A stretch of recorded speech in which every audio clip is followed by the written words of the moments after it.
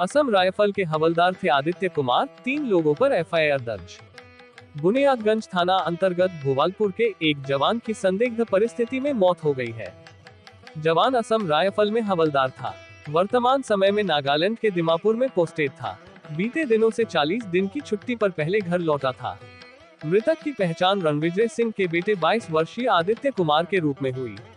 वर्तमान समय में आदित्य कुमार अपनी मां के साथ रामपुर थाना अंतर्गत गांगो बेगाहा स्थित एक किराए के मकान में रहता था। संदिग्ध परिस्थिति में जवान की मौत पर जहर देकर हत्या करने का आरोप। घटना की सूचना मिलते ही गांव का माहौल शांत हो गया। वहीं परिजनों का रो रो कर बुरा हाल है। तीनों दोस्त अस्पताल परिसर से मृतक की बाइक छोड़ हुए गायब। परिजनों की माने तो देर शाम युवक का हालत बिगड़ने की जानकारी मिलते ही मौके पर मौजूद तीनों दोस्त अस्पताल परिसर से मृतक की बाइक छोड़कर भाग गए।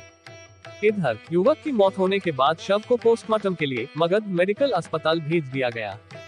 घटना की जानकारी मिलते ही वजीरगंज विधानसभा से कांग्रेस प्रत्याशी डॉक्टर शशि शेखर सिंह सहित असम राइफल के अधिकारी मृतक के घर पहुंच गए।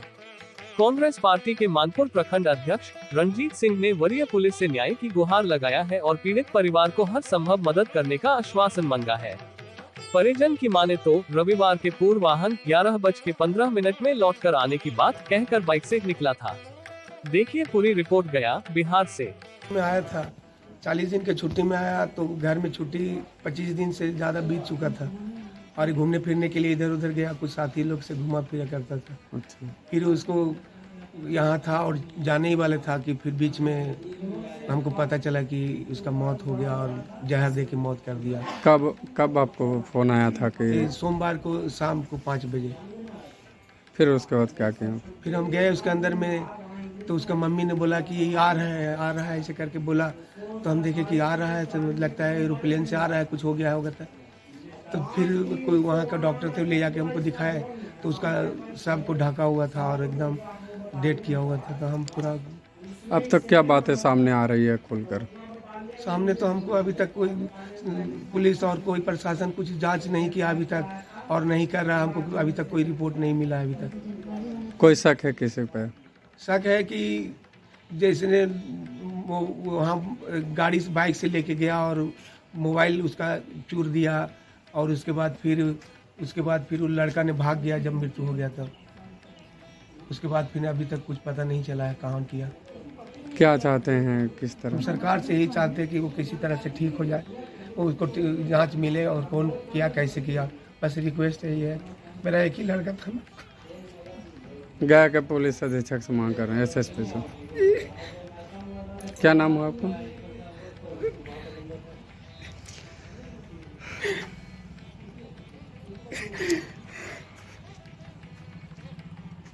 आपके तरफ से जो सरकारी लाभ दिया जाए वो जो यहाँ कार्यक्रम में श्राद्ध में जो खर्च कर रहे हैं उनको दिया जाए और उनकी पत्नी को भी दोनों परिवार को रहने के लिए आग्रह किया जाए। ये बताइए उसमें जो बात आ रही है, 3 लड़कों की बात आ रही है, एक लड़की की बात आ रही है, उसमें आपका गांव वालों वो जांच की विषय है। गांव वालों को इसकी जानकारी नहीं है। वो उसकी माँ फर्द बयान में दिया है कि 2 लड़का आए थे और हमसे आइडेंटिटी कार्ड पुत्र के ले गया है। अब किस रूप में आइडेंटिटी कार्ड उन्होंने दिया है, उनको जब तक उस लड़का से उन लोग को जान पहचान नहीं था तो अपने पुत्र का आइडेंटिटी कार्ड क्यों उसको दे दिए थे? तो ये वो जांच का विषय है। उसमें तो एक उनका परिवार ही है, वो लड़कों में से एक नहीं, वो दोनों लड़का अपना सहोदर भाई है और सुनने में आया है कि उसके पिता अभी आर्मी में कैप्टन रैंक में है और ये जांच का विषय है। पुलिस जांच कर रही है, लेकिन हमारी मांग है कि जो लड़का देहांत कर गया उसका जो श्राद्ध कार्यक्रम हम लोग जो उसके पिता के द्वारा दबाव बनाकर कर रहे हैं, तो हम मांग करेंगे कि उन्हें जो भी सरकारी राशि का जो भुगतान किया जाता है दोनों को बीच में किया जाए। तो ये इस पे आप लोग नहीं गौर कर रहे हैं कि जो जहर दिया गया है इस पे कोई उसको पकड़ा जाए या उसे सजा नहीं, जो जहर दिया है पुलिस से क्या मांग करना चाहते हैं? उसको माई से उगलवाना चाहते हैं कि कैसे मारा। अब हमको आपस तो आएगा नहीं, वो हमको बताए कि कैसे मारा, वही बता सकता है कि कैसे मारा। अब तो हमारा सब संपत्ति तो हमारा चल गया, अब हमको आएगा कहाँ से? सोना नियन भतीजा तो हमको छीन लिया।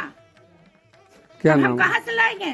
हम उन्हीं लोग के पास हम लांगड़ लूटते, हम उससे सबके सहारा हम जीते थे कि हमारा नैहर में कोई नहीं करेगा, ससुर में तो नैहर में तो करेगा ना, लेकिन ससुर से भी नैहरा से भी हम लोग का छीन रहा है। कमा रहा था तो कम से कम देता, तो कमाने के लिए भी हमारा जब अपना पढ़ाई लिखाई करके तैयारी सब कुछ पैसा खर्चा करके मृतक पे क्या तैयारी है? किया, इस समय हमको छीन लिया। हम लोग का कैसा दिन गुजर रहा है? भतीजा था आपका? हमारा भतीजा था, एक ही गो है था सर, अब एक गो है, सब दो गो है, तो अपना माई बाप का है वो, तो उसको तो एक ही गो न था। बोलिए, यारी जो होता है ना, दोस्ती यारी तो बहुत बड़का चीज़ है कि दोस्ती यारी से जान बचता और जान जाता भी, लेकिन ये पारिवारिक कलह हमें कुछ मतलब ऐसा कदम उठा लिया नहीं तो ऐसा कितना बार उसने खुद ये कदम उठा खुद लिया। नहीं उठाया, परिवार इसने ने। परिवार लोग ने इसको कुछ कर, चाहे दोस्त लोग करे चाहे परिवार लोग। परिवार किनको मानते आप? परिवार में जैसे हम लोग पास तो यहाँ रहता नहीं था, उसका आप भी नहीं रहते थे? नहीं, उसके गांव पे भी वो नहीं नहीं रहता? रहता था, वो माँ के साथ रहता? माँ के साथ रहता था, और मम्मी है उसका, मौसा है, मौसी है, मामा है, मामी है, और इस तरह का हम जैसे मतलब आपके ससुराल पक्ष के लोगों ने ऐसे किया?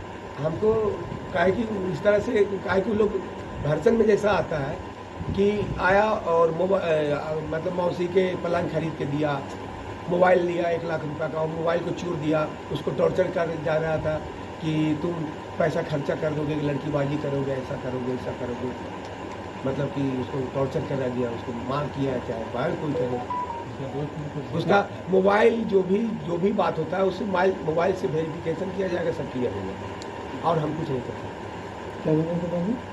दोस्त लोग बोल रहा था कि माँ बोल रहे थे कि संबंध तो बात तो हर आदमी से प्रेम होता है, दोस्ती यारी होता है, तो दोस्ती यारी में अगर ऐसा होता तो मेरा लड़का को जाके इलाज नहीं होता। अगर मेरा लड़का से उसको मतलब दुश्मनी होता तो मेरा लड़का को इलाज नहीं करा, तो अपना वोटर ID कार्ड से, अपना आइडेंटिटी कार्ड से बेटा बस दोस्त। इस पर हमको, लेकिन थाना में हमको अपने से उनका मम्मी लिखाया, लेकिन हम उसमें सब सपोर्ट किए, इसलिए क्योंकि उसके सामने से सब कुछ लिया गया और उसके सामने रहता था।